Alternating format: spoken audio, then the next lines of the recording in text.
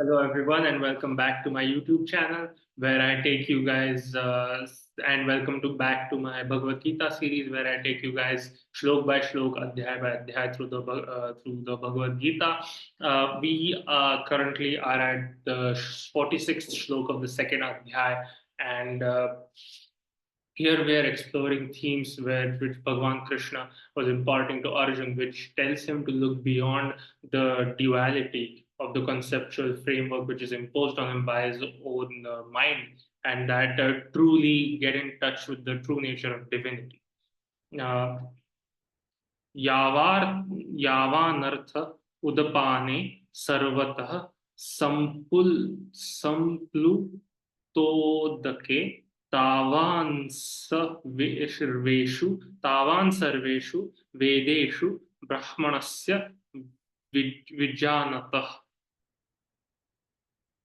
All purposes served by a small well can at once be served by a great reservoir of water. Similarly, all the purposes of the Vedas can be served to one who knows the purpose behind them. So this shlok basically says that okay, you need to know the Vedas or you need to know religious wisdom, but you also need to know the purpose behind it, the point of it all. Because if you don't understand the purpose or meaning of something, then it just becomes a ritual. And this is why I did another series of the Ram Raksha Stotra where I went literally line by line through the Ram Raksha Stotra and explained the meaning and significance of every line. The reason I did this is because I believe that if you just blindly chant a religious stotra or a shlok, it might have some benefit, right? I'm not saying it doesn't have any benefit, but I believe that the real benefit comes when you truly understand the meaning of each line and thus say, so that the meaning of the shlok or the stotra is infused within your own consciousness. So this is what Bhagavan Shri Krishna also extols Arjun to do, to understand the purpose behind the Vedas, to understand the true meaning of life, of dharma, and so on and so forth. Otherwise, Arjun would just be another Kshatriya, blindly carrying out his duties. But he does not want Arjun to be that. He wants Arjun to be more than just that. He wants Arjun to know the true meaning of the Vedas, to know the true meaning of divinity. Then we come to one of another shlok of the Bhagavad Gita, the 47th shlok of the second adhyay. This is another shlok which I have heard my whole life. I often used it to motivate myself in life, and I believe there are many Olympic level athletes who have also chanted this shlok, the Bhagavad Gita, to themselves. कर्मण्ये वाधिकारस्ते मा फलेषु कदाचन मा कर्म फल हेतुर्भुर्मास्ते संगोस्त्वं कर्माणि, which means you have a right to perform your prescribed duty, but you are not entitled to the fruits of action. Never consider yourself the cause of the results of your activities and never be attached to not doing your duty. That is, it means that you just do your duty without focusing on the result. So for example, let's say I'm working hard to achieve goal A.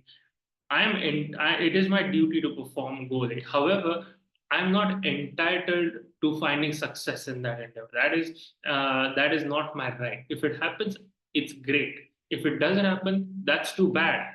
But what this shlok tells us is that identify what your core duties are, identify what you're supposed to do in life, then do that thing. But whilst you're doing this thing, whilst you're carrying out your duties, whilst you're doing your karma upon this earth, do not get attached to the result of that action. Focus on the action itself and do not get attached to the, oh, will I succeed? Will I fail? And oh, if I fail, then the whole world is at fault, so on and so forth. Do not get stuck in that cycle. Ma karma phala hetur bhurmaste sangostam karmani. Never be attached to not doing your duty. Then yogastha kuru karmani sangam tyaktva dhananjaya siddhyad siddhyo samo bhutva samatvam yoga uchyate. That is, perform your duty equipoised, O Arjun, abandoning all attachment to success or failure. And such equanimity is called yoga. So again, yoga is completely misunderstood by people in the West simply because you do not know this. And you see yogasana and you see various experts in yogasanas performing those asanas or those poses, and you assume, oh, that's what yoga is. But yoga is doing your duty equipoised without attachment to success or failure. And it is doing dharmic. When they say duty, it means dharmic duty, or noble, or action on the right path. And that is why, Chhatrapati Shivaji Maharaj, who established Hindavi Swarajya in Maharashtra, who in some ways liberated Hindus from the shackles of Islamic oppression. He talks. He's known as Shriman Yogi, whereas I believe Lord Shiva is known as Adi Yoga, the first of the yogis, because it is said that he had balance. Bhagavan Shiva is also considered someone who brings balance to the cosmos because he balances creation and destruction. And so this he performs his tasks, his duties with equanimity. And yeah, durena yavaram karma buddhi yoga nanjaya buddho sharanam manvish cha krupana phala hetavah. That is, O Dhananjaya, keep all abominable activities far distant by devotional service. And in that consciousness, surrender unto Bhagavan Shri Krishna. Those who enjoy the fruits of their work who want to enjoy the fruits of their work are misers. So what is he saying? Like this, yet another step towards enlightenment is a certain sense of detachment, right? That, let's say, you work hard in life and then you get attached to the fruits of your success. And when you get too attached to the fruits of your own actions, this is when you cannot find detachment. Like, for example, let's say I'm a very hardworking employee at a particular company. I give my 120% hustle, as the corporate lingo goes, and I keep getting promotions. I keep getting more and more money. At some point, I become obsessed with the whole enterprise. I just become like, oh, or paise chahiye. I want more money. I'll just keep working. Corner office, regional manager, whatever, CEO, etc., etc. You just keep focused on that. And because you're too attached to the fruits of your action, you're not able to see the transcendent reality. You're not able to see some fundamental truths that, okay, is this all my life has become? It's all about the paycheck. That's all my life has become. And if you are too trapped in worrying about the success of or failure of individual actions, then you won't be able to attain moksha or liberation. You won't be able to, because you won't even be able to see the transcendent reality of this world. बुद्धि बुद्धि युक्तो जा जहातीह उभे सुकृत दुष्कृते तस्माद्योगाय युज्यस्व योगः कर्मसु कौशल्यम. That is, a man engaged in devotional service rids himself of both good and bad reactions, even in this life. Therefore, strive for yoga, which is the art of all work.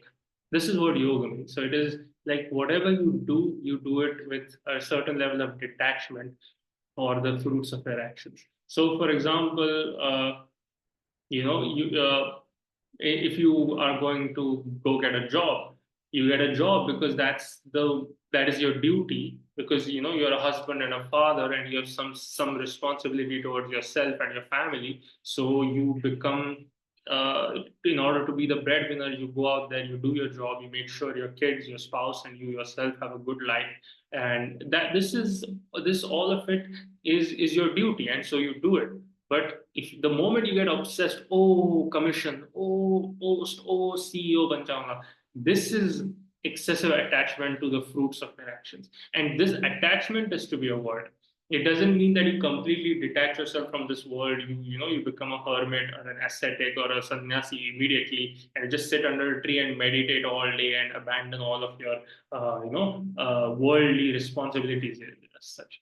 You do your duty, you do your karma, you obey your dharma, And in doing so, you do it with a certain level of detachment. And why is this important? Because if you do it with a certain detachment, then if it is all taken away from you, it won't shake you to your core, right? Like, let's say there is a man whose entire identity is wrapped around his corner office, or his entire identity is wrapped around his successful career. You take that career away from him, and uske paas kya bacha? What remains? On the other hand, if there is a man who's balanced in his psyche somewhere, who's not too attached to the fact that he is a whatever, he is a CEO, then even if you take away his CEO pad or his CEO post from him, there's still a lot more to it. He'll still be a husband, for example. He'll still be a father. He'll still be a poet, whatever it is that he is. He won't be too attached to this one thing. So I think this is a good place to end this uh, particular video of the Bhagavad Gita. Please like, share, and subscribe. And as always, Jai Shri Krishna.